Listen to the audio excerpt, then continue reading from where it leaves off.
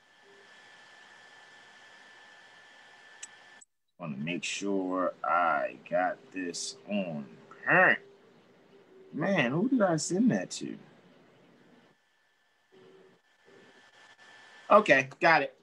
The low holy days, low holy degrees, 21st March, 21st June, 21st September, 21st December. High holy days, 2nd February, 1st May, 1st August, 1st November. The opposite of the 21st March is 21st September. The opposite, 21st June, is 21st December. Opposite of 22nd February is 1st August. I know it's like, what? 1st May is opposite 1st November. All right. Yes, so maybe I could actually, let me see. Do I highlight that? Because I know I put that in a post maybe. Let's see. Let me go here, copy, and let me put that in the chat, right? I'll type that to you guys now. Paste. Boom shakalaka. There you go. Observe all sacred days, right? That'll be good. Now, all sacred days. On this low holy day, what some of the hearsay pertains to like a reset because of this 0 degree conjunction in Aquarius, right, between Saturn and Jupiter, and then the sun is 0 degrees Capricorn. Is like, talk to me, man. The word reset is a great generalizational word.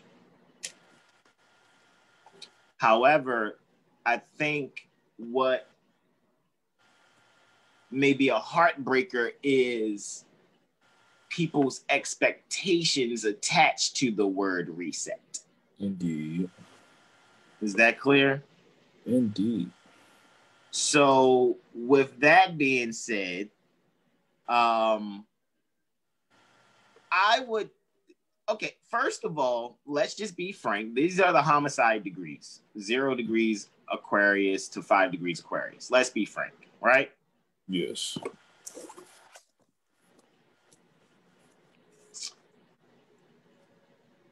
The deacon is the Uranus deacon. Right? Let me share another version of this chart first, so we can analyze what it is that you just brought up. Right? Let me make it so multiple people can share. Right? And let's do it like this. Let me see if I can go here and screen share here from the pad. Right? And I'm going to bring up the what is that called? The astro.com version, right? So are you seeing this? I know it's going to take a minute. You should be able to see this, bro. Yes. And Winter Solstice, Jupiter-Saturn Conjunction. Yep. Yep. Right. And let's zoom in on that right there. Right? Let's zoom in on that Jupiter-Saturn conjunction at 0 degrees 30 minutes. Even though they've been kind of tagging each other anyway for the last week or so. The Ptolemaic term that it's on, okay, because I like to use those terms.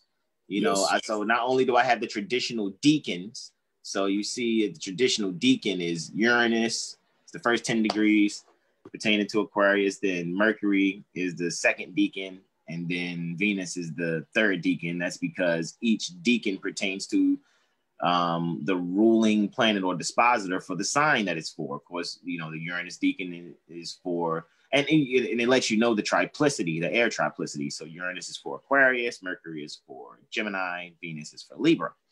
Alrighty, as far as those deacons are concerned. But I'm using the Ptolemaic by, Claudius Ptolemy, according to him, the terms based off, if I'm not mistaken, Chaldean and Egyptian terms. However, some people say, oh, they're using Hellenistic, actually. So, Hellenistic or classical astrology is actually our ancient tropic astrology. It's the ancient astrology that's here. And that's why, you know, a lot of the stuff that I learned from Vedic astrology from people near Sindh, I was able to find a lot of equivalents here in the West that are just shallowly buried and easy to reach into the soil and grab. And so I use the terms also. And I'm going to delineate. So there's going to be some things I'm going to say, and I'm not going to repeat them because this is going to be recorded. So all you have to do is just listen closely or hit rewind, right? However, I'm not necessarily looking at their placement. Okay, I'll give you a delineation on the placement since you asked me. The placement is that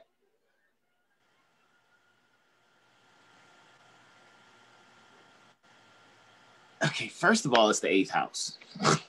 I mean, 9th house. All right, it's in the 9th house at this time. It'll be the 9th house, right? So I'll take it that because the 9th house deals with the world. Mm-hmm. All righty. All right. So, you know, the etymology pertaining to the world is old age. All right. So then you said reset. You see where I'm going with this already? See, we've had conversations. You know, some people may hear this and be like, "Oh man, he just said ninth house world and reset." And see what I'm thinking? No, I don't fucking get it. What did you mean? So this is what I mean. Jupiter is expansion. Saturn is essentials. So the world is looking to expand the essentials pertaining to a disciplined way in gaining and being able to get the information necessary from the past, actually, traditional and ancient information, to be able to balance the present, to be able to set things up for a brighter, quote unquote, future, right? All of that off of Jupiter and Saturn in the Jupiter and Saturn conjunct in the Saturn Ptolemaic term by William Lilly, because this is William Lilly saying, oh, I'm going off of what Ptolemy was using, right? William Lilly is the author pertaining to Christian astrology. Yep, look it up. It's a book. And for those of you that are students pertaining to the Astrology 101 workshop, you already have that book because it's in the library. All right, so Jupiter and Saturn conjunct one another in the Saturn Ptolemaic term, in the Uranus decan in Aquarius. Jupiter, expansion. Saturn, essential. Saturn, discipline. Uranus, gaining. A way of discipline gaining, or discipline, not a discipline gaining is knowledge. Mm-hmm. And this is because Uranus rules knowledge, right? Because Aquarius is the knowledge bearer, right? Pouring out that water, pouring out that wisdom, right? But it's an air sign. That's what a cloud does, right? Yes, sir. However, Brother Corey, I want you to tell me about this. Because what I want you to pay attention to is the Jupiter and Saturn row. Rows go from right to left, columns top to bottom. So Jupiter and Saturn are right here, right? Looks like a number 4 and the letter H, right? Mm-hmm. Mm-hmm. Jupiter looks like a number 4. Saturn looks like the letter H, right? Notice that they have some energies on them. Jupiter has to deal with 4 energies while being conjunct Saturn, and Saturn has to deal with the Jupiter conjunction along with 4 other energies also. And those 4 other energies that are on Jupiter are on Saturn. The sun is semi-sextile. Yeah, the sun is semi-sextile, both Jupiter and Saturn. Continue. The moon is sextile Jupiter and Saturn. Mercury is semi-sextile Jupiter and Saturn. And Mars is square Jupiter and Mars. Yeah, Mars is square Jupiter and Saturn. Yep. And Mars has the furthest orb. It's going to be, it's got 7 more degrees to go before it's exact, which that's what that -7 applying means. Hey man, in 7 more degrees you'll be exact. If you see like where it says Mercury is, 1 degree separating, that S, or 1 degree, -1 degree, and then it says S for separating. It's like, hey man, it's leaving, because Mercury is a faster moving planet than Jupiter and or Saturn. So it was 30 degrees. Now it's a little less. Because if you were to go over here and look at Mercury at 1 degree Capricorn, 22 minutes, 45 seconds, and then look at Jupiter at 0 degrees, all you would have to do is just do the math. Just think about it. If Mercury was at 0 degrees, 30 minutes, 5 seconds, it would be exactly 30 degrees away from Jupiter and Saturn. Sort of. Right? Yeah. Even though this isn't really showing an exact conjunction yet, it's still showing you that there is a 28 second difference between 0 degrees, 0 minutes, and 28 seconds difference between Jupiter and Saturn's celestial longitude. If you want to be technical, right? That's right. However, we know most softwares round it up. So,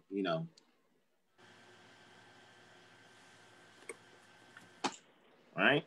So let's go to why I picked 25th March, 2032. However, Brother Corey, I want you to just demonstrate, because it's like, okay, well, this guy's here. He said he's been a student and all this other stuff. And Brother Corey, what can you tell me? Because I know you know how to search. You know how to look, right? Yes, sir. So that Jupiter-Saturn conjunction is going to have the energy of the sun semi-sextiling it, the moon sextiling it, Mercury semi-sextiling it, and Mars squaring it. Can you tell me what it means for the sun to sextile Jupiter? Now, I'm going to give you a hint because I've already read a couple of delineations. However, I want you to be able to, give your delineation on what sun sextile Jupiter is. You're going to have to, when you research it, it's going to be natal sun, semi-sextile, natal Jupiter, you know what I mean? And the result, I'm trying to think which result that I read, but because we can give our own, we know that, if we just used our keywords without, me saying use your tools, we know, if I just ask you briefly, what's the keyword for the sun? Creativity. All right. Now, are you familiar with the keyword with sextile? I know we're doing semi-sextile, but semi-sextile is half the sextile. So are you familiar with the keyword for the sextile? Not off the top of my head. I have to look at my cheat sheet. Now, that was in the first Astrology 101 workshop. And we went over, this was when we was using Astrolog 6.50, that software, that astrology software in the first workshop, before we got to what we're using now. And with that being said, the key word for sextile is opportunity for growth. That's the key phrase, opportunity for growth. So semi-sextile is half the opportunity for growth, which would be one just always getting prepared to get ready to do something. Before the opportunity for growth, one has to position themselves. You know what I'm saying? So that's where some of the reset energy may be delineated from when analyzing. Keyword for sun is what now? Creativity. Semi-sextile keyword would be semi-sextile, opportunity for growth, or getting prepared. Getting prepared. Yeah, more of that, because the opportunity for growth is more of the sextile. So half of opportunity for growth, because half sextile is semi-sextile, so half of 60 degrees is 30 degrees. So I would look at that as, and which is a conjunction in the 12th harmonic. It would definitely be a preparedness kind of energy on the positive side. You know, it'd be a preparedness. And then Jupiter is what? Jupiter is higher learning. Jupiter is higher learning. Yeah. So in using the keywords, and I'll show the people what you're going off of here. You're actually going off of, pardon me, you're going off of, hold on, let me see. You're going off of this. Islam. Yes, I am. Move faster. Okay, that's what you're going off of. You're using these keywords here. Right? Indeed, yes. Peace and greens, brother Bruce Islam. So again, the keyword for sun is what? Keyword for sun is creativity. And the semi-sextile keyword or key phrase? Getting prepared. And the keyword for Jupiter? Higher learning. So creatively getting prepared for higher learning. Or I mean, there's no other way to freaking delineate that but that, bro. You know what I'm saying? Yeah. I mean, that's as simple as it gets, but you know, like I know, you can get so much deeper into that one. And all we're doing is just talk. We didn't even, well, actually, you're doing something pretty sophisticated, as they say, because normally when we're looking at the chart, we you know, people are talking about this placement where Jupiter and Saturn are placed. But what you just did was told me how the sun is affecting that Jupiter-Saturn conjunction, how the sun is exerting its energy, its rays, how it's aspecting that conjunction. So it's aspecting that conjunction with the energy to get prepared.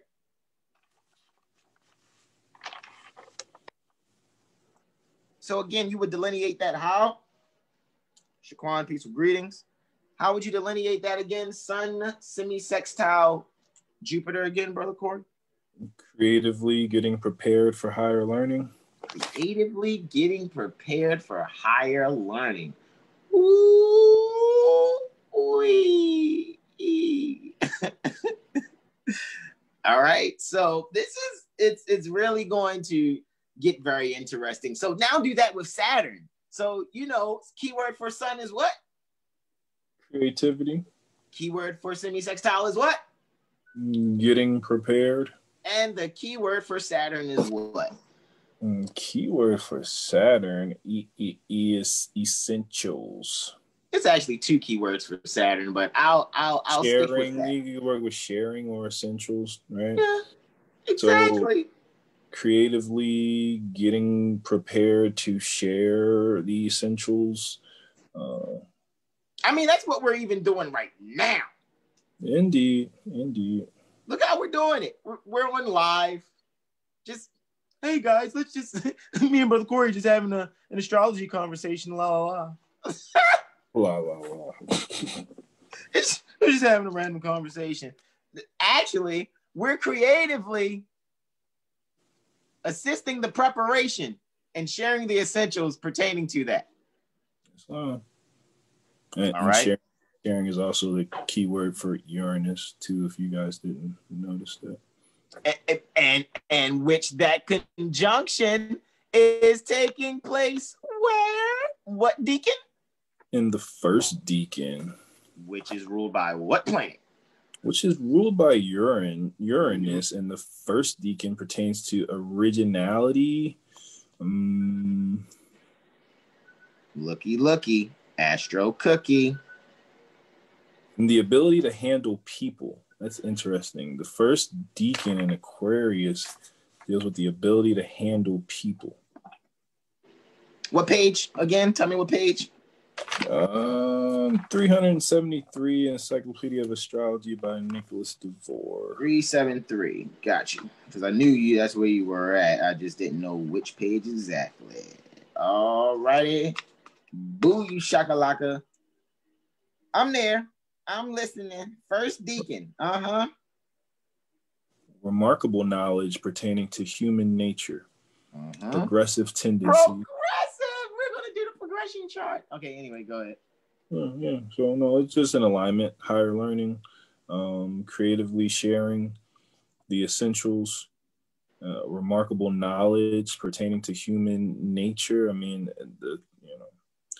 learning astrology and sharing astrology in itself is that statement. Remarkable knowledge pertaining to human nature. So, yeah. Progressive tendencies, ever in the pursuit of his own ideas. Right? Right. Because you're talking about man here. You're talking about the group, the collective, because Uranus rules the collective, rules the group. So you're talking about an 11th type energy in a 9th house situation. Maybe this would be the fixing pertaining to 9/11, right? Because you have in the 9th house, you have this 9th and 10th planet energies in the 11th sign, Uranus, right? It's pretty interesting. You already know my delineation code would be 9, 12, 10, 11, 10, 11, 11, 11, 9. For those that know the delineation code, right? So that was a sentence. I just gave a delineation in number. But again, that's what's shared in workshops. You know what I'm saying? But you know, Brother Corey, I just sent you a text like that, actually. Yeah, you did. And you can see that the numbers actually delineate a term astrologically for an actual writing. Like we would never with this delineation code, the numerical delineation that all the praises due to balance is another thing that's been conduited through me. We would never have to write in words until we get the numbers. We would just look at the numbers and would know. The keywords, you know what I'm saying? You know when you say 9/12, you're talking Jupiter. Because Jupiter rules both the 9th sign and the 12th sign, Sagittarius and Pisces. So I'm already going to think what 2 keywords. You said the 9th sign and the 12th sign? Mm-hmm. So I'm going to think what 2 keywords? Higher learning and spirituality. You tell them. You already know. I ain't going to play with them. I don't play with them. You know, and you know, and I see, you know, and you're so honorable, Brother Corey, because you actually like, look, man, I got the astrology from you, and we watch people actually, because you start to see a lot of copper tone people starting to all of a sudden they know astrology and giving workshops. It's like, man, we're on our 7th workshop, even though I only have 4 recorded, and I'm not sounding all braggadocious. I'm just saying you're welcome. That's all I'm saying. Because, you know, it's not like Michael Jordan, you know, in his 5th or 6th year in the NBA, he started a basketball camp, and he's like, look, y'all, I'm going to show you how you can dunk like me. Bro. It's not like LeBron James 5 or 6 years into it. He, you know, he's like, yo, I'm going to show you how to, you know, steal the ball and dribble aggressively and go down the court and jam like me. No. I didn't see Tiger Woods 5 years into his career open up, you know, a golf school for people to learn how to, you know, and he's literally like, look, this is how I actually hold my club and swing. You're like, no, I don't know too many people, and let alone, I don't know any astrologer that is Moorish American that has or is doing what, and if they are doing it, again, you're welcome. And I'm not being arrogant. I'm being honest and truthful. All righty. You might not like the tone, However, the truth is truth. It's stern and don't change and don't pass away. And that word stern, you can look at it stern as like, oh, he's mean and stubborn. Or you can look at stern as I'm navigating appropriately upon the earthland so that my days may be long. Right? I mean, all right. Pause for a moment, though. Like, I'm listening. The people will get this if they take the Astrology 101 workshop, right? But this tool right here, if the people don't notice, I mean, like, all right, I will say this testimony. I went through the mirror session with you, right? And at that point, you had given like a couple of different sheets that were kind of like, okay, you can use these tools. But this sheet right here, I mean, you already know what you did, but it like puts really the two sheets together minus the aspect list. You know what I mean? Yep. You're talking about the ASPA study sheet, ASPA, astrological signs, planets, aspects, ASPA study sheet. You're talking about this houses study sheet too. Alrighty, which were both stock photos that I just went and photoshopped and knocked them out or whatever, just so you guys can see that. I still actually do the mirror sessions with these. However, also at the same time, even though I didn't put the aspects here, because I really wanted people to be able to learn how to really, I was stressing delineation. I want people to learn how to write astrology because I'm not sure. See, a lot of the thoughts are doing astrology and tarot now. And so, and a lot of the gigolos or whatever, I guess. And so, and I get it, when we're doing sincere work, we're going to attract all types of Pookie, Ray Rays, and Bonquishas. I get it. And ultimately, what a lot of them don't do or haven't done is the research that I've done. I'm a research astrologer. For real. I'm not just, I thought this was a fad and now let me do it. No, as you know, if you knew my fucking chart, you really look at it like this motherfucker really ain't playing, and he really is a born astrologer. Like, like he can't. You ever heard a pit bull meow? No, you haven't. So you're not going to hear Brother Hasan not do astrology. That's impossible. So when I was looking at how can I take a lot of these, different considerations from different astrologers from centuries. I have things in my library from astrologers from hundreds and hundreds of centuries ago, right? So it's like, okay, let's look at this a little differently, right? So it's like, oh wow, let's look at that. Oh wow, that's wow. Oh, this guy said that like this, and I can still see that now. And he said that when was that? What? That was back in what 1000 BC? Okay, well, things haven't really changed, I guess. So I figured, even looking at the keywords going from Aries to Pisces is a sentence itself, if you really read it. Read it word for word out loud, Brother Corey. It actually makes sense. Self-values, communicating home, creativity, service, relating, inheritance, higher learning, essentials, sharing, spirituality. That sounds like a freaking sentence. Yeah, that's a pretty complex sentence, but I mean, yeah. But it's just, I don't think I get what you did here. Let me say that. And then I just think it's well done because you have the elements, you have the glyphs pertaining to the astrology. Like you have the astrology glyphs, you have the, what do you call, I guess, the animals or whatever that's associated with them. It switches. Sometimes it's people, right? For Gemini or whatever. But yeah, it's just, and then with the emojis, it's simple. It's something that, we already know we're dealing with. We, the people, have short attention spans these days. So the fact that it's emojis in there, you got the keywords. Yeah, it's just very well put together. And it's a lot of information here if you stop and absorb it and actually read all that's there. So yeah, this is a really good tool to have. Islam, I mean, I gotta admit, bro, once I really looked at, like, even you saying it right now, it's like I'm even looking like, wow, bro, this is a powerful tool here. And what's funny is I give it away for free on the 7hillstar.com because I know how much it's actually worth. Hold on. Are you telling me you don't even have to take the Astrology 101 to get this tool? I mean, I've always presented myself to give things free before people have asked me to do classes. Can you please do this for me? Because even though I give things freely, people still want to transact for my time to be able to explain it to them. And I get that, because anybody, I can sit here and put up kung fu posters all day, but it's another thing for me to spar with you. Islam. You know what I'm saying? I can sit here and put up kung fu memes, Wing Chun memes. It's another thing for me to actually, you know, go through a few exercises with you, right?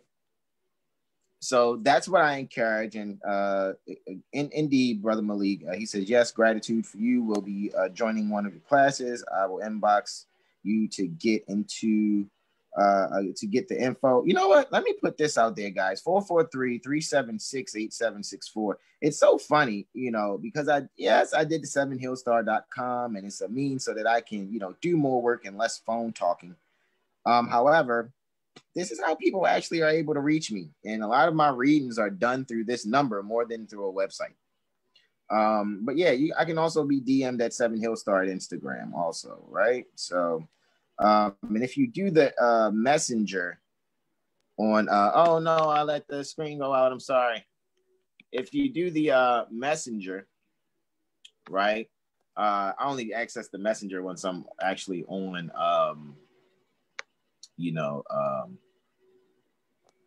once I'm actually on, oh, what's going on with the camera? Once I'm actually on, a computer or an iPad, that's when I actually check that stuff. But all right, so here we go. What was I actually typing? I was actually typing something because I already gave the number there. Oh yeah, I was going to give, you guys could go if you want to 7hillstar.com, of course. All right, I guess I'll put that there. .com, and I guess you could, email me at 7hillstar, Instagram too. So, all right. So I know, it looks like I'm just holding on to why didn't I go into 25th March 2032. So I guess we got to get to that, right, Brother Corey? Yes, Islam, bro. So when you did the solar arc workshop, solar arcs and more workshop, Brother Corey, right? Mm-hmm.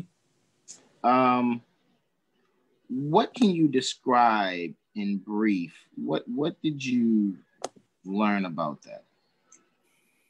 Solar arcs and more. In brief, I learned, although I need more practice, I learned a foundation of how to do natal chart rectification.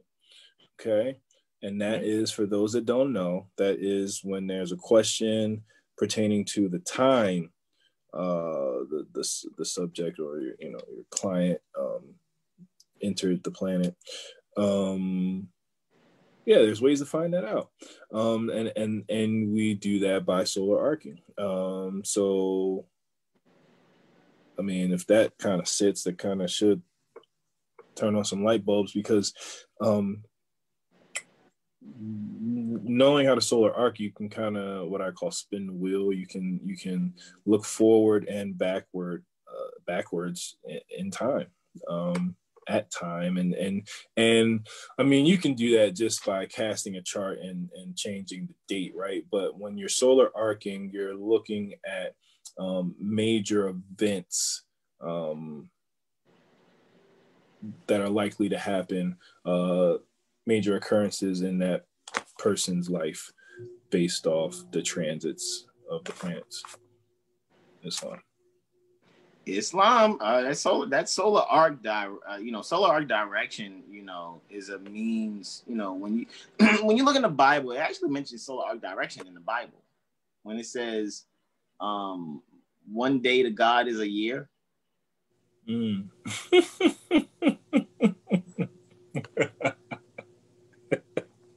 I know that's funny on so many. Some say 1,000 years is one day to God. Like that's just another the way of looking at the astrology. However, when one is mature and not emotional foolishly, and recognize that the Helios Bibliotech or Biblios Heliotech, whichever way people say it, which is contemporarily called the Holy Bible. It's the Sun book. It's an astrology book. And you know, there's a lot of things that have been anthropomorphized. Anthropomorphism, I guess people would say, or anthropomorphism, where things have, you know, different astrological considerations have been given, you know, character. That's why I say sometimes, you know, the planets are the actors, the sign is the script, and the house is the stage. And you can be able to, you know, man, if you're listening, man, if you got ears to hear, even me, I just heard me and was like, damn, son, he is dropping it. And I'm not like that with myself. I just had a moment. I just literally just heard what I said. And man, I just said 3 things at one time just now. When I said,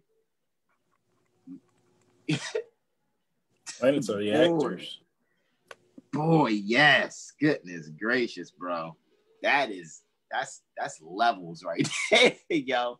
That is levels. You know, people in Hollywood is like, no, don't give away the secrets.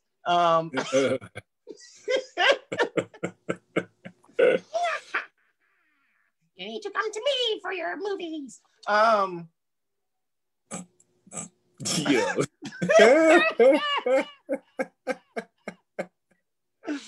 I'm just serious.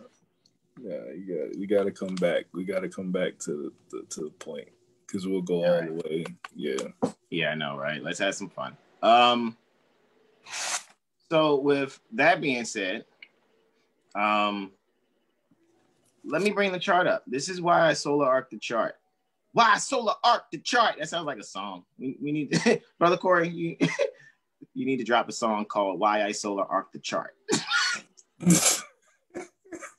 Real talk. That's the next song. Oh, shit. I need to make a beat for Why I Solar Arc the Chart. Oh, man. Why I solar arc the chart. I'm trying to tell you, boy. All right, anyway. Why I solar arc the chart, right? I know it's going to be people that, you know, really don't hit like or share on any of the content that I post. Goodness gracious, man. They are going to be trolling the shit out this video trying to figure out what the fuck we're talking about. Google search is going to be off the chain this week. Then Google, like it was with that Queen's Gambit shit, and everybody wanted to look up chess and chess moves. I'm telling you, it's going to be a lot of so-called melanated people, right? Copper-toned beings, Americans, right? Yes. That are going to, you know, click. What is he talking about? Because I really, you know, it's only going to be a few that, and I invoke that there's going to be actually many that, you know, humble themselves and, you know, come and join us, you know, in these workshops, you know, that are archived in these videos, you know, because I'm pretty sure the workshops that we've been giving, you know, that I've been proctoring, like I said, there was one major conference that I wanted to go to, and I know that conference was 5 days. That 5-day conference was entry 540 notes. I gave a 5-cycle workshop this year. The first one, that means 5 so-called weeks. That's 5 days, but stretched out over 7 times 5 is 35. That's 35 days, right? So with that being said, and that was only what, 27 notes per cycle. So 27 notes per Sunday. 27 times 5 Sundays gets you what?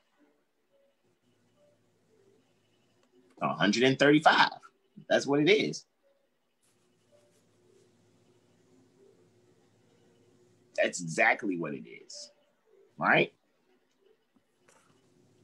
So most of these people won't see the value until they can't afford it, like Bitcoin, bro. And and you know what I'm saying? Look, I am looking at it the same way. It's like, yo, at the end of the day, there are some astrologers that, because I'm pretty sure there's been some people who are really astrologers and they act like they weren't, and still, you know, came to just see what it is that I have going on. And I know they're sitting there like, there's no way this guy is giving this for 135 notes. Well, all they're getting is the 5 videos. Everything else that's in there, because actually that drive is, if I actually calculated the 5 notes per video for the Prophet Noble Drew Ali University in donation, that drive is at easy 180 notes. However, it's worth 1,800. Yes. And that's still just the videos. I'm not even talking about the literature. All the literature and software can stay free. Right? I'm talking about the time spent to say what was said, because it's not just 5 videos for each cycle. Because didn't I do like 3 after classes? Oh yeah. Yeah, there are at least 3. Right? So people are getting well over 20 hours worth of video just off of the workshop alone. That's not even including the 10 videos for Prophet Noble Drew Ali University that's included in that drive. Hey, Brother Corey, just, they'll be late to the draw. It's on them. I'm not really tripping. However, why did I solar arc the chart? All right, so since everybody is interested in this right here, see where my mouse is? My mouse is right here at 0 degrees Aquarius, 30 minutes for Saturn and Jupiter, right? For Saturn and Jupiter. And I noticed, right? This is what I was asking you, Brother Corey, because we look to the 3rd and 4th house. I mean, the 2nd and 3rd house to see if anything solar arcs because we're looking to see what is making contact with the angles. What are the angles? The angles are the ascendant, Imam Coeli, descendant, and medium Coeli. That is the 1st house cusp, the 4th house cusp, the 7th house cusp, and the 10th house cusp.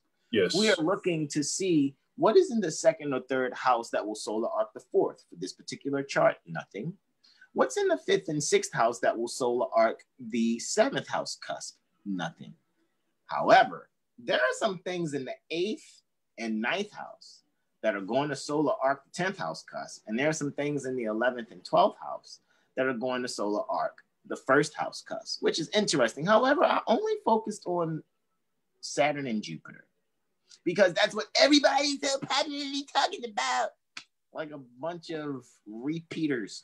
Alrighty, repeaters, right? well, it does only conjunct every 20 years, right? And it's been even long. Well, how long has it been since they've been in Aquarius? That's the bigger deal, right? Yeah, and some people would say it's every 500 years or so, every 600 years or so. Depending on it depends on. Remember, time never was when man was not. So it depends on which hypnosis that you measure dimension called time that you choose to use. Did I say that right? Did I say that properly? I hope I said that properly. Which method of hypnosis that you choose to call time that you choose to yeah. What method of hypnosis you're choosing to measure dimension called time? Yes.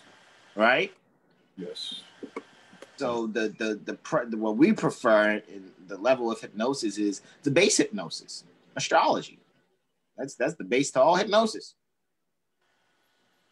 For me in my studies thus far, I don't think there's anything else, that comes before astrology except thought. Thought created everything, right? So we're using actually a product pertaining to thought, being astrology, to further analyze thought. We call that consideration with the stars, considerus.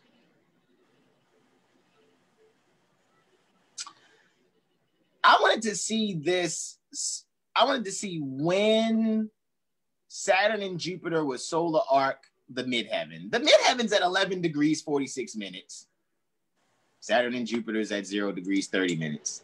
The difference between 0 degrees, 30 minutes Aquarius and 11 degrees, 46 minutes Aquarius is 11 degrees, 16 minutes. That's where you got March 25th from. Oh, Brother Corey, you on point. Why? Because 1 solar arc degree equals 1 year, and 1 solar arc minute equals 6 days. So I already know I have to move 11 years forward. Isn't that correct?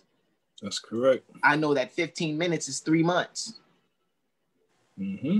Mm-hmm. Right? Because 46 minus 30 equals 16. So that means that leaves me with 1 minute left. That's 6 days. So 11 years, 3 months, and 6 days from 21st December 2020 is 25th March 2032. Now let's talk about why I did that.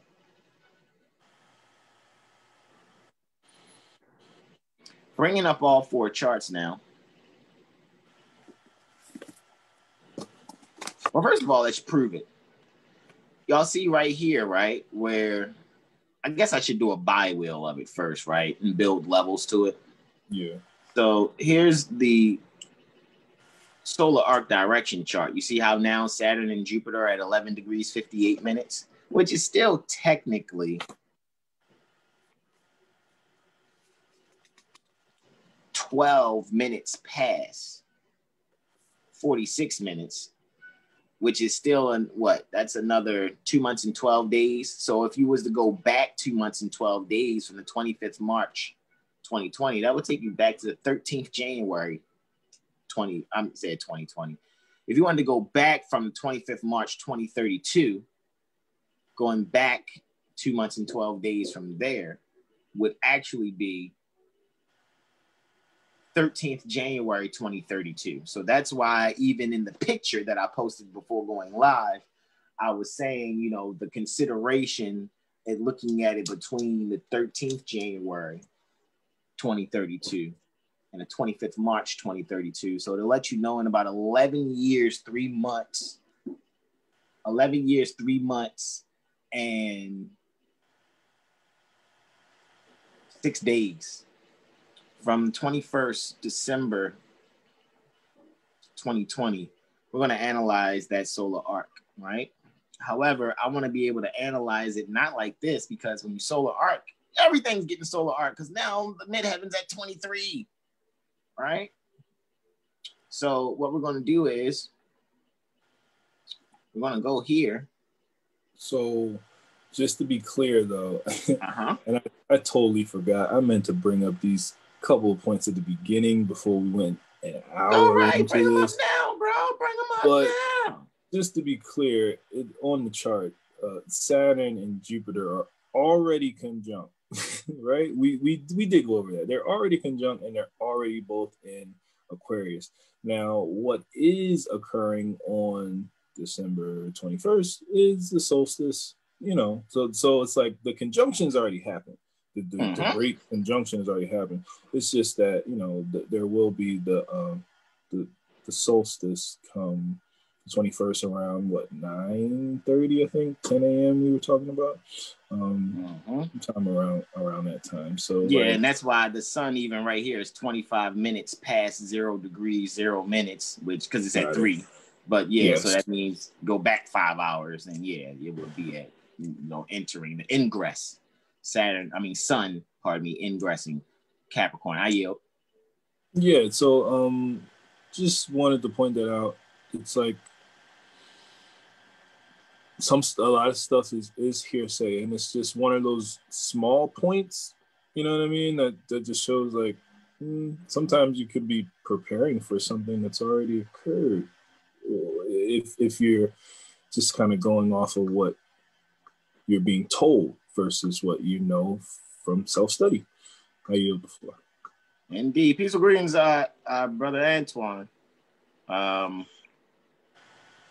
for all of you guys that do get access to the drive, instead of trying to play the videos directly from the drive, please download, you know, because Brother Corey, you know, had reached out to me and was like, hey, man, some of the videos ain't playing. And when it came to find out, it was actually all of the videos were playing except for last Sunday, which I made sure I re-uploaded, so everybody should have it. So, Antoine, Brother Antoine, if you're still there, you know, you can give a thumbs up on that if you went and checked, you know, because you are newly added to the drive also, and, you know, sending your eleemosynary tuition to be a part of the Sinistry and We. All righty. At least for the 3 cycles have passed, this one tomorrow and next Sunday. I appreciate you, Brother Antoine. Thank you so much for your contribution. All righty. As well as I know I gave you some extra too, Brother Antoine. You know, don't even tell no. No, you can tell everybody. I don't really care. Let the people know what they really need. There's enough there for you to download and enjoy yourself, and do your own astral research. Alrighty, so just look at this real quick. I just made a bi-wheel of the actual, as you can see, the inner ring is the winter solstice, Jupiter-Saturn conjunction. That's why it says winter solstice first, and then it's like, Jupiter-Saturn conjunction. 21st December 2020, and then we solar arced. Alrighty, we moved 11 years, 3 months, and 6 days ahead to 25th March 2032, which is equivalent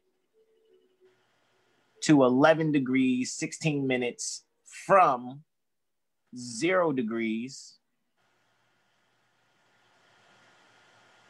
Capricorn 25 minutes, which would equal 2nd January 2021, right? That's just a calculated measurement in hypothetics. All righty. However, that can be utilized too. However, we're only going to analyze the fact that Jupiter and Saturn between 13th January 2032 and March 25th March 2032, there's going to be Jupiter solar arcing, making a contact with Jupiter and Saturn, making that contact with its own midheaven, right? So with the winter solstice midheaven, 11 years, 3 months, and 6 days from now, one could actually see what will be happening at this point. And this is why I looked at the other levels, because I don't just want to look at the solar arc, but I'll give you one description, because I want to also look at the secondary progressed moon, which is like the autograph to this, and as well as, the transits for that day, so that we can actually see what will occur. However, what I can kind of see and predict just off of that placement, right, that what's going to happen is when you're talking, because the midheaven is, if I'm not mistaken, I'm gonna have to relook to double check my notes. The midheaven is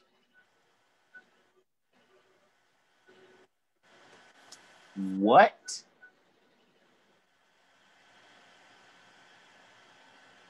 And the ascendant is when, if I'm not mistaken, when speaking solar arcs. I might have to go back and double check my notes, bro. It just kind of escapes me real briefly. But the midheaven and the ascendant, because we're talking about only the angles here.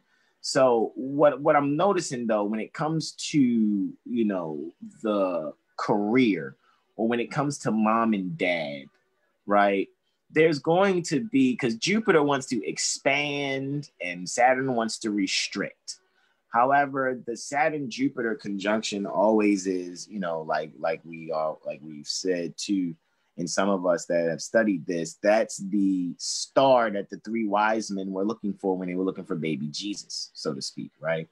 Even though we know that when we have our Metaphysical Bible Dictionary by Charles Fillmore, we know that these things that are in the Bible are only metaphysical expressions within each of us at different times of our life. And the solar arc direction is a means to actually foresee those different things and when they are to possibly occur. So let's just say somebody was born on, they're not even here yet, but they're going to be born 21st December 2020 at 3 p.m. 3 post-meridian Eastern, 1500 hours, right? Then we could say, hey, in when they're about 11 years old, right before they turn 12, right, they're going to go through, something where, because the angles, belong to the parents when a child is young. And if you're reading the chart of a querent, right, the astrological client is called a querent, Querent. When the querent is young, the angles belong to the parents, to mom and dad.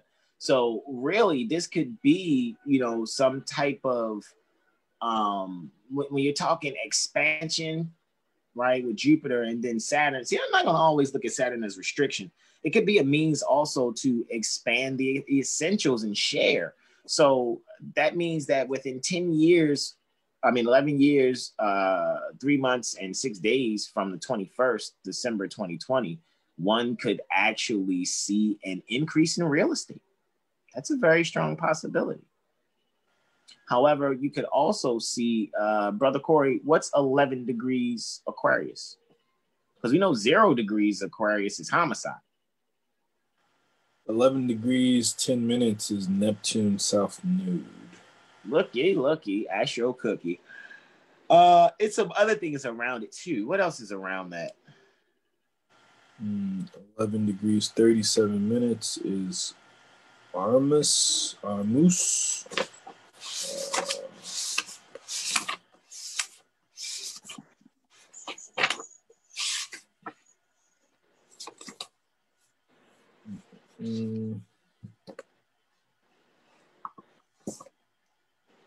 Armus Ita Capricorni.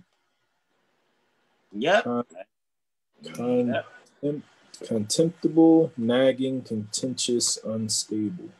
Yeah, and well, by being 2020, that's 1 degree 20 minutes further, so that's at about 12 degrees 57 minutes now.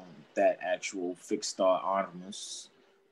So, and then 12 degrees is right there, deals with assassination. So I'm seeing a pattern with homicide and assassination and nagging, contentious, contemptible, unstable, Mars and Mercury, nature, not to make it a doom and gloom, delineation.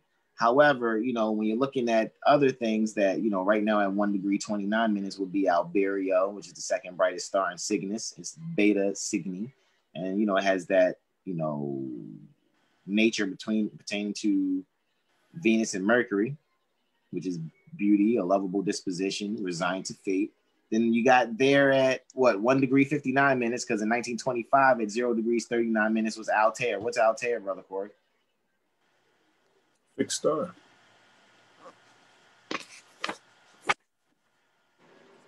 Because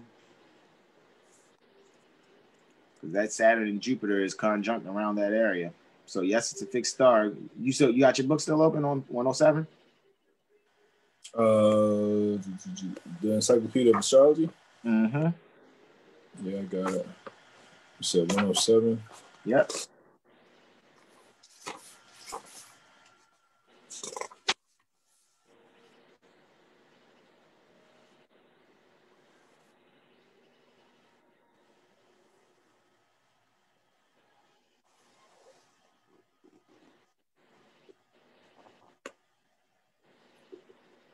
Bold, confident, unyielding, liberal, valiant, sudden but ephemeral wealth. Mm-hmm. A position of command, danger from reptiles. Yeah, ephemeral means here today, gone tomorrow. Type energy. Right? Just to kind of just look at, the energies that are conjunct that spot there where Jupiter and Saturn are making their conjunction. And it's happening in the 9th house. So it's happening in a house that's dealing with higher learning.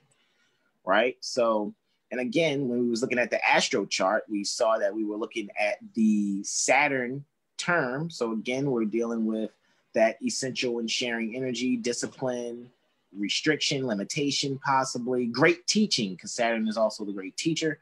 Father time, right? Time never was when mind was not. Also, to move forward with that, though, Brother Corey, we can also, see that it's in the Uranus decan, which means it's dealing with sudden changes and gaining and wealth in the group and humanity at large, right? Because it's also in Aquarius, so it's dealing with and because Saturn is the ruler, ancient ruler of both Capricorn and Aquarius. It's just that its co-ruler is there in Taurus, right? Right. Trine the Sun and Mercury, because the Sun and Mercury at 0 degrees 25 minutes and 1 degree 0 degrees Capricorn 25 minutes and 1 degree Capricorn 23 minutes. But that's the Sun and Mercury's placements here where the cursor is, right? So with that being said, there there's a trine, a bit, and it's kind of an applying trine because Uranus is currently retrograde, there, even though it'll be direct soon, at 6 degrees Taurus, 57 minutes, right? So Uranus is assisting that conjunction, Saturn's conjunction with Jupiter there. So it's a lot that's about to come to the forefront pertaining to astrology, pertaining to higher knowledge being poured out. A lot of people are going to be able to access, their natural abilities that are called psychic abilities, but these are natural things because we're all born masters. Just, not all of us maybe are adamant about actualizing our mastery. However, we're all born masters. And those that seek to manifest, their genius will be able to see that. That is a clear and sure truth that we're all born masters. However, I want to look further into that solar arc delineation. I'm just going to cut to the chase and just get to the meat and potatoes of this, man. You're yawning over there, Brother Corey. Oh, no, I don't want to delete nothing. Don't delete it. No, I'm not deleting. I think I hit the wrong button. My bad. I hit the right mouse click. All right, I know this looking tight, guys, but just follow the mouse, right? Let me see if I can get my pen tablet here. And I'll use the pen tablet, actually, instead of just the mouse. Let's see, will this work? All righty, let's see what we got going on here. I'll just move slow. So the Saturn-Jupiter conjunction here, this is the actual chart on the inner wheel. As you can see, the innermost ring is the winter solstice, Jupiter-Saturn conjunction. All righty. And then the ring just outside of that, the inner middle ring, this is the secondary progressions. And I just really wanted to see where the secondary progressed moon was. Do you see where that is, Brother Corey? Do you see where that is? 17 degrees Leo, 8 minutes. Is that what I'm saying? I know, right? The degree of aviation. Air and gases, degree of aviation, degree of air, degree of gases in the sign pertaining to children. In a deacon pertaining to Jupiter. And a term pertaining to Venus, if I'm not mistaken. Let me actually double check, right? When I was saying that there, let me actually double check. Is that the Venus term? Yep, Venus term, Jupiter deacon, right? And with that being said, it just speaks, that, when I look at that, I went to the next level. Okay, so the third level is the, outer middle ring is the solar arc direction. So, the secondary progressed moon is the signature, right? That's what's signing off on all this. That's basically who stamps and seals it when you're kind of wanting to look at this prediction that I'm looking at. And, when we were speaking earlier, I said, man, see, on Astro Gold, I can only do 3 levels, but I know, I go to Sirius, I can do 4 levels, you know what I mean? So we can see all 4 levels at the same time, you know what I mean? And be able to accurately predict, you know what I mean? And delineate what's going on. However, I got to zone out real quick so I can really say what I'm really seeing here. So the solar arc, and I was just only focusing on this Saturn and Jupiter contacting the midheaven, right? Dealing with, dad and mom energy, because if this was a child, this would only be a child that's right before its 12th solar return, right before a Jupiter return, right? Because Jupiter returns every, 7th, whatever. Right? Islam. Right? Peaceful greetings, Brother Shakur, Willett, and Brother Musaba. Peaceful greetings, beloved. Right? So with that being said, what we're going to actually look at is how 10 years from Monday, pardon me, 11 years, 3 months, and 6 days from Monday. All righty. What effects is it going to have on us, and what is actually going to occur? What I actually see occurring actually is a means of the people being able to regain their lost estate. See, when I say real estate and lost estate, that's really your mind and your own body.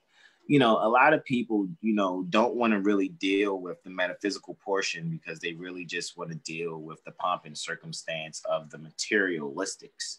However, me having a midheaven in Pisces, I can go in and out of the material and spiritual world easily, where it looks like I'm straddling a fence of materialism and spirituality, when actually what I'm doing is drawing the parallel so you can see how to evolve your spirit. I mean, evolve your soul, which is an esoteric occasion, with a Vulcan approach, because Vulcan, which, you know, in certain asteroid astrology, and some people look at Vulcan or whatever, or look at, you know, certain asteroids or whatever. Even in Uranian astrology, sometimes I think they look at these things. But when looking at Vulcan, Vulcan being considered, quote unquote, the house binder to Venus, because Venus is all about possessions and things of that nature. However, esoterically speaking, Vulcan rules Taurus, if I'm not mistaken. So Vulcan being an esoteric ruler over Taurus, that means that, you know, that Vulcan is the esoteric ruler over Taurus, and Prophet Noble Drew Ali expressed Vulcan ruling over Taurus for esoteric purposes in the Moorish leader's historical message to America, when he expresses, without economic security, we will not be able to attain to the higher spiritualities in life. Because Vulcan provides the means for you to have the food, clothing, and shelter necessary to be comfortable and have a cushion for you to be able to go further into your esoteric, divine, metaphysical studies. Is that clear? It's not.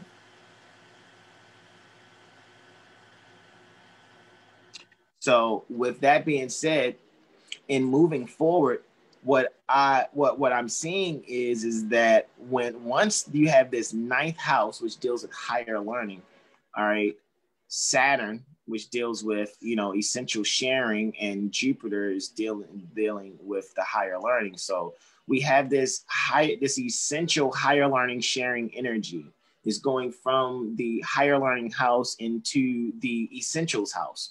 And when you have your things that are essential, you know, you being able to feed and clothe yourself, right? That's on the Cancer Capricorn axis, the 4th, 10th house axis. So funny, because near the Baltimore Corporation, the telephone number area code is 410, right?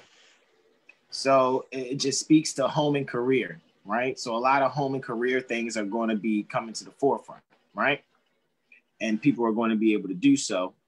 However, Brother Corey, my thing is, what would you delineate specifically in seeing that? Going from 9th to 10th house being Jupiter and Saturn. You can use your tools and keep it simple if you like. Yeah. Expansion and essentials. I mean, really, I kind of just see exactly what you said as far as moving from the 9th to the 10th house. It's going from a higher learning house to the essential house. So what I see is from now until that transit, until those planets cross the midheaven, there'll be a lot of, as we mentioned earlier, that preparing for the essentials and higher learning, or higher learning essentials, and up into really gaining that foundation in higher learning, as those planets are still in the 9th house. But once they cross the threshold into the 10th house, then more energy available to apply that higher learning to, have the essentials. That's what I see. Islam, and it's co-ruler Uranus, all right, because this is happening in Aquarius, right? The co-ruler Uranus is technically 96 degrees away. 96 degrees, 27 minutes away. So there's a bit of a square applying between Uranus, Jupiter, and Saturn,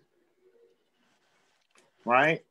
So that speaks to a bit of a possible obstacle and or challenge to, you know,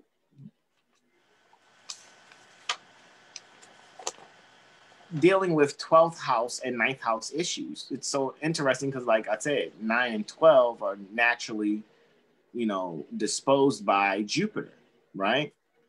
So there's going to be a lot of things that are going to have to be revealed and unveiled, right? In order for the people to really thrive with this. Now, this is the thing. Unveiling is not actually what's happening. Let me tell you what's really happening. The unveiling is not what's happening. What's actually happening, what we call unveiling, is people are finally becoming interested. See, there's a term amongst adepts. It's called open secret.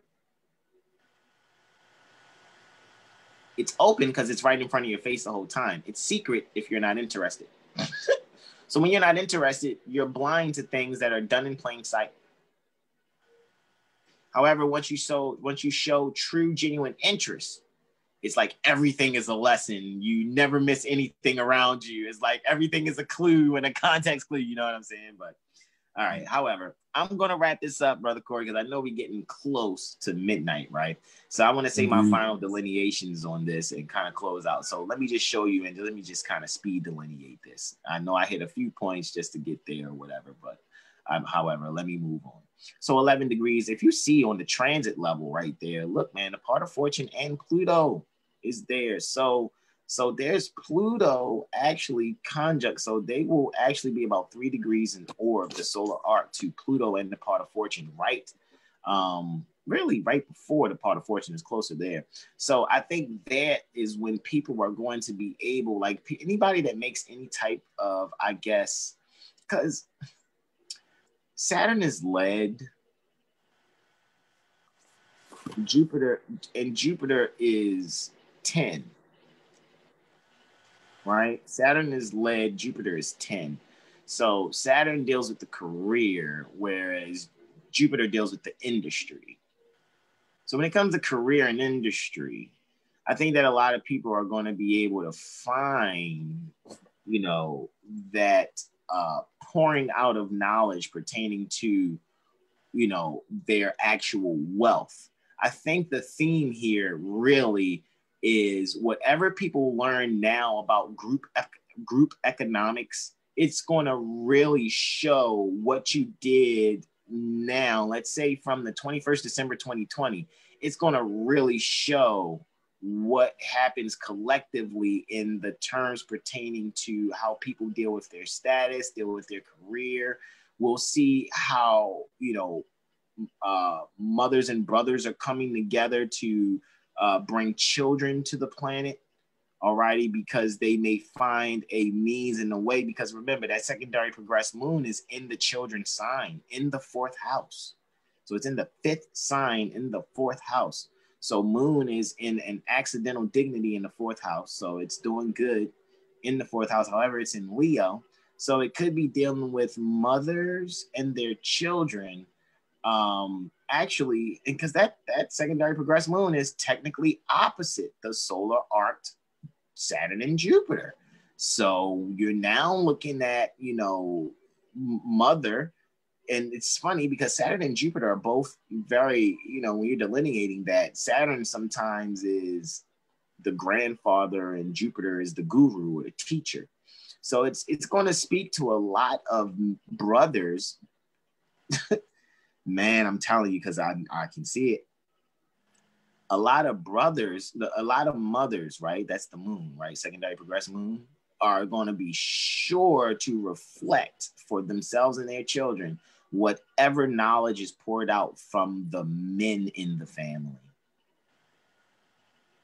Period. I really pay attention to the women in your family. All that strong, independent stuff prior to mask wearing, forced mask wearing, A lot of that's dying down. A lot of that, you know, Destiny's Child, can you pay my bills energy?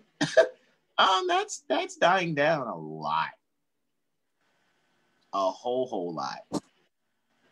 Because what's going to happen is a means for the sons to actually be sincere and be able to respond prudently and humanitarianly, or in a humanitarian fashion, when it comes to securing, because fourth house keyword also, when you're speaking home, you're speaking security.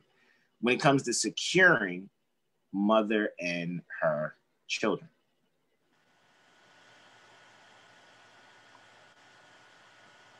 So when looking at that secondary progressed moon, look how Saturn, transit Saturn is sextile that secondary progressed moon. So again, I said if we look at Saturn like a fathering energy, a process which mother chooses energy, right?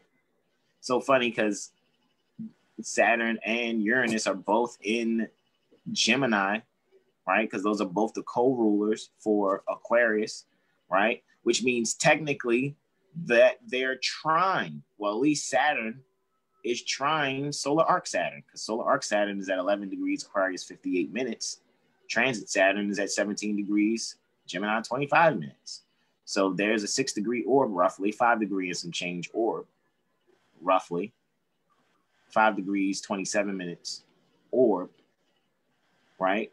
For that trine. So a Saturn trine Saturn is a harmony in, you know, a harmony in, you know, essential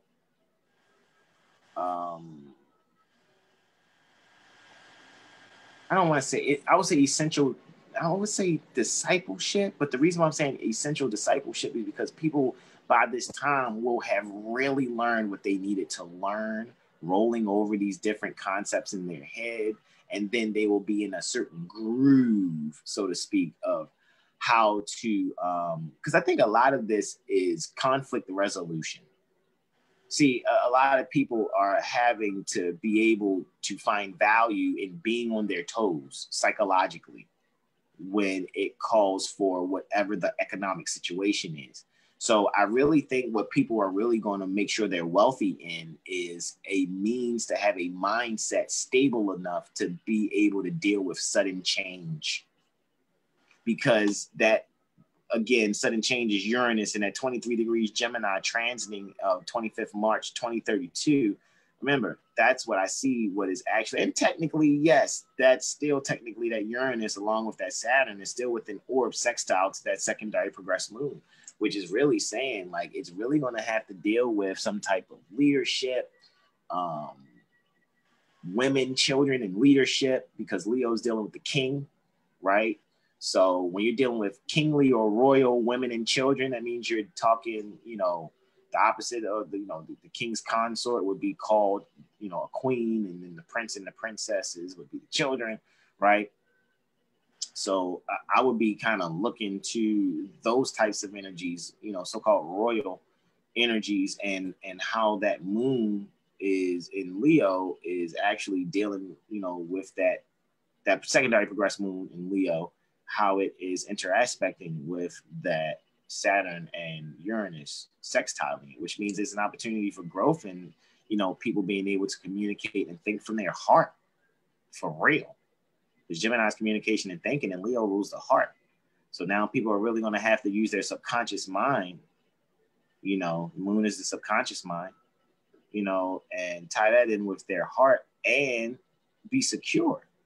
You know, insecurity is not going to really help here. You know, people are going to really have to be in tune with being secure with how they communicate and think, and be able to be, you know, on their toes with it. Because remember, you know, Uranus spends about 7 years in each sign in its 84-year cycle.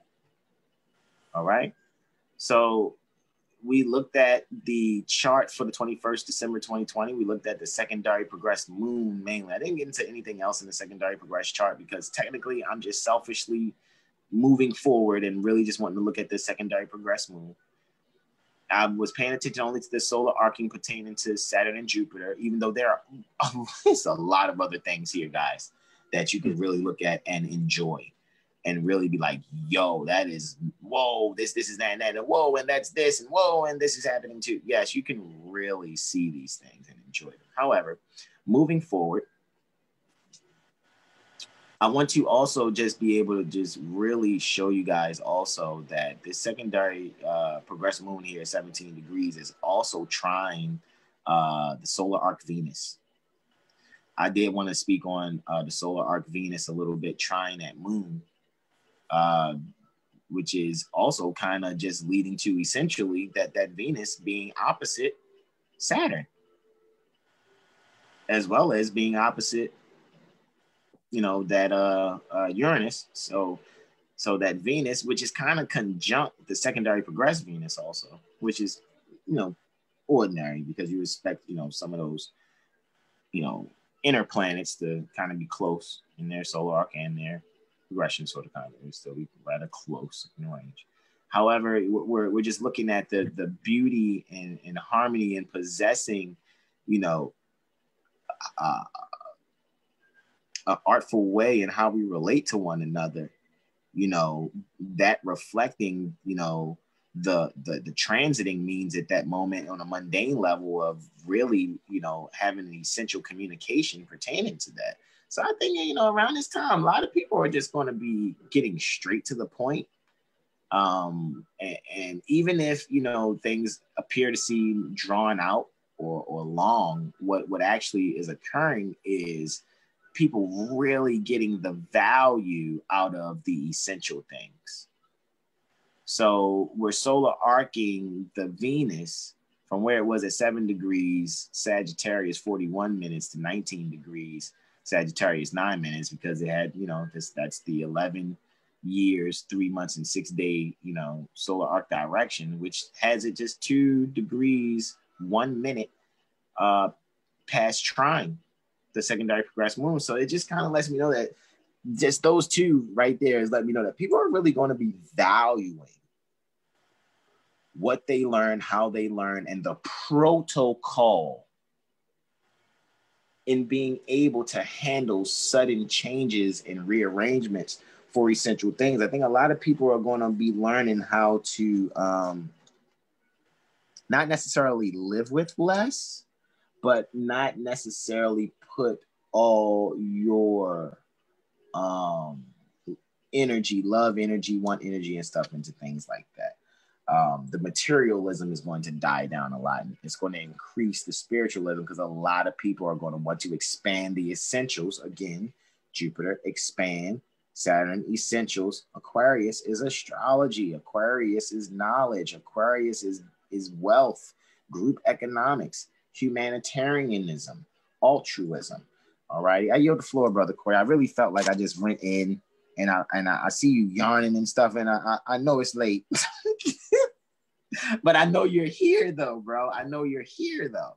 You know what I'm saying? So I want to yield the floor, because I know you have some things to share, right? Islam, I just want to say Jupiter is also, you know, spiritual. It's some spirituality, higher learning, and like showing off what you've learned. So bringing that together again with the Aquarius energy. I mean, that's just what time it is. And, you know, like, yes, you delineated, I delineated a little bit here. And I just want to kind of review, you know, we went from the mundane chart of the 21st, 2020, December 21st, 2020, 3 p.m. To look at the conjunctions, what have you. And then we showed the study sheet for those who can delineate, to start delineating, which you have for free on your website. So it's a study tool so that the charts and the glyphs won't look foreign to you, or to anyone that it does look foreign to in the present moment. And my point of bringing that up is, once you get the foundation down, then, you know, this, what we're looking at now, doesn't look like so extreme. And you can also be specific. All law is specific, right? And coming back to the theme that I brought up earlier, that, you know, we're in the age of Aquarius, right? We're in the age of information, the water bearers pouring out streams of thought everywhere. So it's good if you're thinking again. However, it's even better to have the right thinking. So with that being said, you know, be specific and know that you can be specific. Know that that it's available to you if you will it.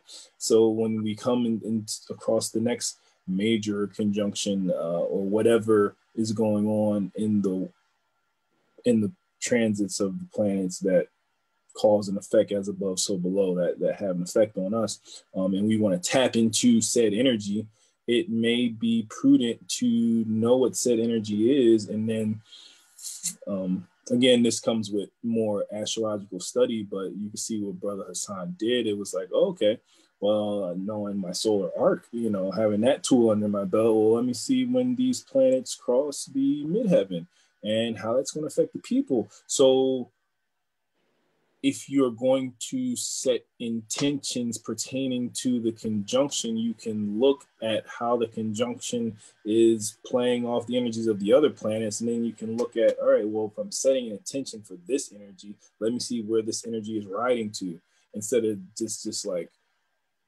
oh, going into a lot of kind of like unknown, like having the right heart about it, I guess, you know what I mean, like wanting to do good. And not that people are going to do bad, but it's just that you know, being specific can make all the difference in the world when you are making the claim that you're trying to work with these energies. You know, I mean, it is what it is. On that note, like, you know, I yield the floor on that note, bro. Yeah, you're speaking about shock value too. Uranus, the key word for Uranus and Aquarius, because it rules electricity, is also shock value. So, you know, if one was to just briefly look one more time, like again, that secondary progressed moon signing off on that Uranus being square in it in the solar arc level. See that Uranus, that solar arc Uranus is at 18 degrees Taurus, squaring that secondary progressed moon. That secondary progressed moon is squaring that. Then the Saturn-Jupiter conjunction at 11 degrees in the solar arc wheel is squaring the south node in the transit. So the transits are squaring the solar arc. I mean, the solar arc Uranus, solar arc Jupiter and Saturn. So right. A lot of, because we're looking 10 years, 11 years, 3 months and 6 days into the future, that is speaking about the initial charts past. Because the south node is the past, right? So we can actually analyze the innermost rings past again 11 years, 3 months, and 6 days later. And technically, this baby ain't been born yet, because the baby ain't going to be born until 21st December 2020 at 3. Because that's what particular chart we chose, to just get to see the numbers, you know, the degrees and the minutes at the same numbers for Jupiter and Saturn, so people can get an idea pertaining to a conjunction. But like I said, however, there's so much more here, really. It really, really is so much more. Like that secondary progressed moon really being a quincunx away from the transiting Venus. See how transiting Venus is at 17 degrees, 150 degrees away, roughly.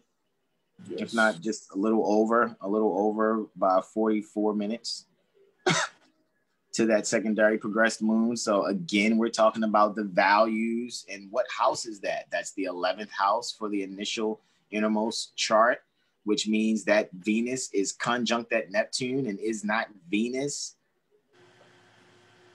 exalted in Pisces, which is, you know, the co-ruler for Neptune. So there's going to be something. I'm telling you, man, people are really, and Venus is that transiting Venus is in its exaltation sign. It's in Pisces, right? So it's conjuncting that Neptune in Pisces too. And it's so funny because it's conjunct Mercury that year too, 25th March, 2032. All right, which I think is rather interesting to see because I'm telling you, a lot of people are going to be really valuing the way they communicate and think. It says at 16 degrees of Pisces that Mercury is, at its lowest energy, so to speak. However, Mercury in Pisces is definitely about music. What's interesting is Mercury is retrograde, so it's actually moving back towards Venus on this day as Venus is moving towards Mercury. There's going to be a Venus-Mercury conjunction, and that happens often too. That one's culminating.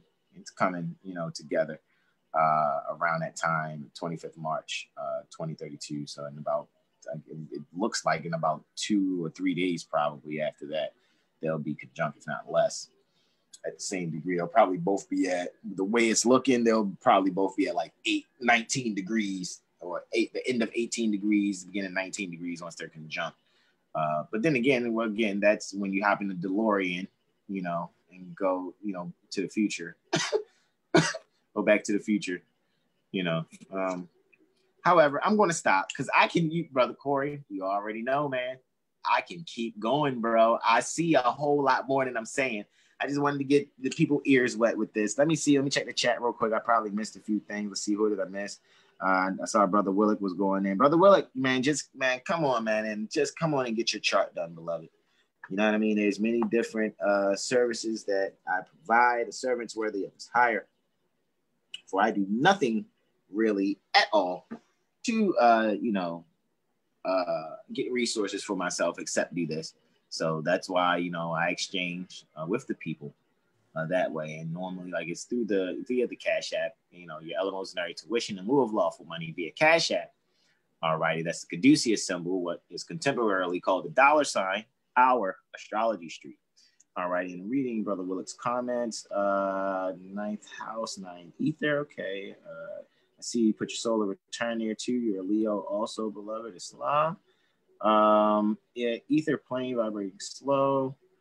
Flash take to an image. Man is born both truth mixed strangely with falsehood. Right, indeed. The truth and falsehood strangely mixed also is the fact that the truth is your soul and you're having an esoteric journey. The falsehood is the material. What you think you're seeing, what you think you're living, because really it's all hypnosis. It's illusion. It's Maya. So that's another level of truth and falsehood strangely mixed. Islam, Brother Willis says, zone out. Say what you really see in Islam. I see and want to know Islam. I give thanks for the way. Brother Malik says, I give thanks for the way you're helping uplift our sisters and brothers. Islam. I know it says or, but I'm pretty sure you meant our. So I just said our. I know how these phones can be when you're typing and stuff. So and plus I know in Black's Law Dictionary, 4th edition, intent supersedes spelling. So, by me knowing law, I picked up on the intent and made that supersede the spelling, Brother Malik. All right. And continuing, Brother Willick says, first mind, possession, own mind, e-state, man is mind over matter, which is flesh, Islam. I received that on the Heart family, right? Law is love first. Okay, you're saying Zanoni is indeed something.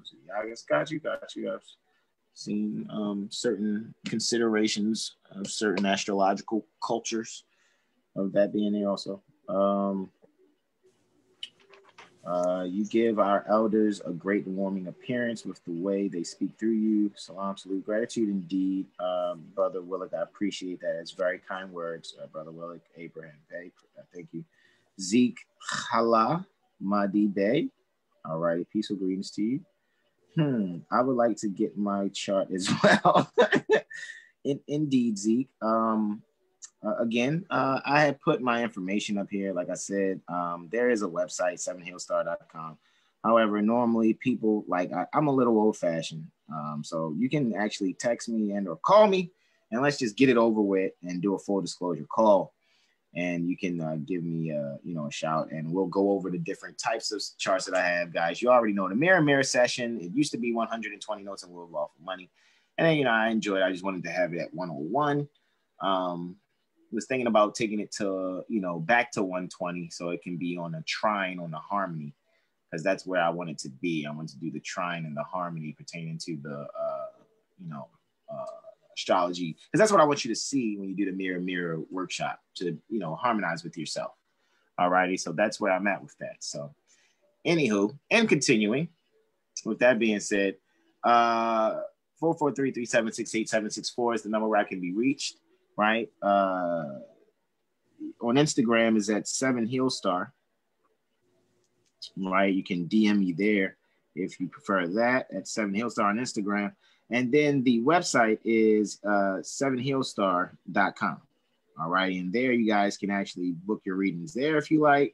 Not too many people have done that because it's like once they see the number, they're going to do that. And then it's like you can't really transact because I don't use PayPal as of yet. So I still do the transaction through Cash App. All righty. So, and that way, when you order anything, you still have to end up calling me anyway. So that's why I'm just cutting to the chase. 443-376-8764 is the Google voice number. All righty. To make sure I'm just being upfront with you, period. All righty. But I'm going to yield the floor. It's 2 minutes after midnight. And pretty sure people are trying to get rest. Right. Are there any other questions, comments, and or suggestions? Brother Corey, do you have any questions, comments, and or suggestions, or anyone in the chat? I yield the floor. None, bro. All righty, that's great. So Zeke and Willick, just get at me, guys. You can call the number if you're not going to do it, 3 minutes after midnight right now, which is prudent. That's fine. Just give me a call after class today. If you're going to show up for class, if you're going to show up to the Astrology 101 workshop, Synastry and We today, of course, remember when we're doing workshops, it's 27 notes in lieu of lawful money via the Cash App per cycle. So you can give your 27 notes in lieu of lawful money, show up for class today. It's going to be via Zoom. All righty. The Zoom number is 998-902-6250. All righty. And when I change the passcode tomorrow's passcode is going to be tomorrow's date. So it's going to be 20 for the day, 12 for the month, 20 for the year. So tomorrow's passcode is going to be 201220. All righty. For the class tomorrow, if I don't receive your eleemosynary tuition or you don't discuss with me the arrangement, if you want to defer your gift giving for some other time, not too late. However, it's 27 notes for the cycle, and you're going to probably 9 times out of 10 get a 4-hour video. So, if you want to sincerely show up, come with your exchange. All right, that's our culture. Don't you try to sit there and guilt trip me. Oh, see, Moors is always trying to deal with the fiat mo, and then they always doing it at the Cash App mo. Look, guilt trip your mother. I don't give a shit, actually, because 9 times out of 10, what you're going to get from me is actually going to be worth more than anything you could possibly give me, unless you got some silver dimes and you got 27 silver dimes, and we can discuss something. You better be real silver. But anyway, Cash App, right? So I'm going to yield the floor, Brother Corey. Thank you so much for spending time with me. And I know, Brother Corey, I'll be seeing you in class in about 12 hours or so. Class is going to start at about 11:30. It was on 11:25 is when I started letting people in seating, and we normally get started about 12-ish. Last week we got started about 50 minutes after 12, but we had Brother Saul there also. It was briefly going over last week and the week before last financial astrology, along with looking at the synastry as well. So, and right now, what you just see on the screen, you guys see it right here. We're going over the, we actually we did a few different types of astrology in one today, Brother Corey. We actually casted a chart for the future, an event chart for a time that didn't come yet, because technically it's only the 20th right now. We casted a secondary progress chart. We casted a solar arc chart, and we casted a transit chart for a time that's way in the future, and then we put them all in a quad wheel synastry. we put all our workshops together in one presentation today. Indeed. Yeah. All right. So I'm going to yield the floor. I appreciate everyone. Brother Kevin, peaceful greetings to you. Zeke says he got it. Thank you so much, Brother Corey. Get some rest. I know I'm going to get some rest, beloved brother. And I will see you, bro.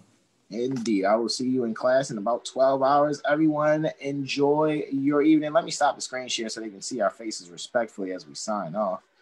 All righty, y'all. Thank you so much for spending time with me. I hope you guys can really see me. Why do I look frozen? I look frozen. Am I frozen? I look frozen. I'm frozen. All right. Yep, I can see you moving. Yo, you can see me moving? Okay, good. As long as I'm moving, you guys see me moving. Great. I'm just look frozen, I guess, on my iPad. All right. So, guys, thank you so much for spending time with me. I'm going to go get some rest. I need to shave and wash my hair. Let me see. I took my locks out, right? They're not all Senegalese stuff. But anyway, all right. Love you all. Thank you so much again, Brother Corey. See you guys in 12 hours. Islam, Islam, Islam. Peace and love. Peace and love, bro.